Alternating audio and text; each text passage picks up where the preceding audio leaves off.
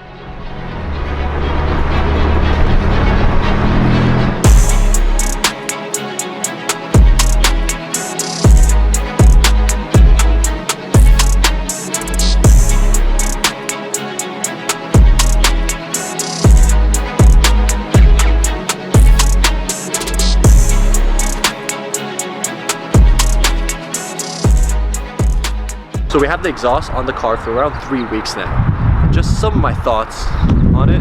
Obviously, I still think it sounds pretty good, but sound is kind of subjective, so that's based on your own opinion. Listen to it, reach your own conclusions. Just some thoughts on the actual car itself. Sounds a lot meaner. The burbles just naturally way louder, more tinny, more trumpety once it goes to the higher revs. But I personally like how it sounds. It sounds more aggressive, more mean. The packaging for the exhaust was pretty good when it arrived, although we did notice the pipes that were connecting the mid pipe to the rear mufflers were a little bit bent, as well as the caps that were supposed to plug the OPF ports were also missing. Since these are EU exhausts, they have OPF sensors, secondary CAT sensors, stuff like that. We don't have them in the US, so they were supposed to be capped off, but unfortunately the caps were missing. Luckily, the R44 exhaust team, like amazing customer service, they confirmed the issue to send over a set of caps and plugs right away, so that's really not a problem. Super kind of them, so that was good. As I mentioned earlier, the pipes that are connecting mid pipes to the rear muffler box were a little bent out of shape, where they weren't fitting as it was supposed to. And the only way we were able to make them fit initially was by reversing it.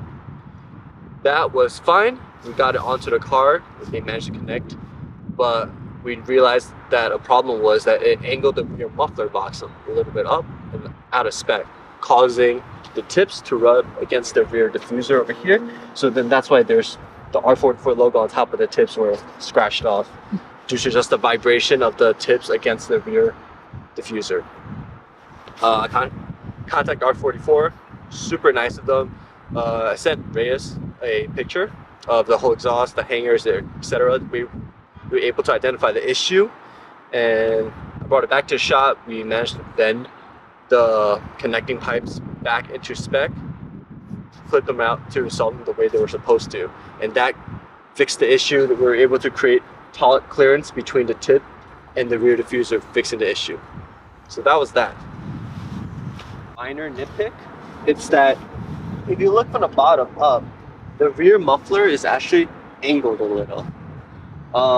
We thought it was our install that was like messed up, but it turns out that it's just the welding. It's just uneven, so that's just a minor nitpick. You're probably never gonna see it. The only time I realized it is when it was up in the lift, but something to keep in mind. You may want to check the welds. Yeah, so all in all, full Catback exhaust for about $4,000. If you use one of their discount codes, it's like 10% off, so it's pretty good. I think it's worth it. It's very comparable in quality and price to all the other ones in the market, such as like Valvetronic. That's a popular one, and it's definitely a lot cheaper than, for example, a Crocovich exhaust, which is just ridiculous in its pricing. And that's only a rear box. So amazing sounding, good price and value. I would say it's worth it if you guys want something loud, but with the valves on, it's still neighborhood-friendly-ish. All right, thank you guys so much for watching. I really appreciate it. Comment down below what you guys want to see next, and I'll catch you guys next time. Peace.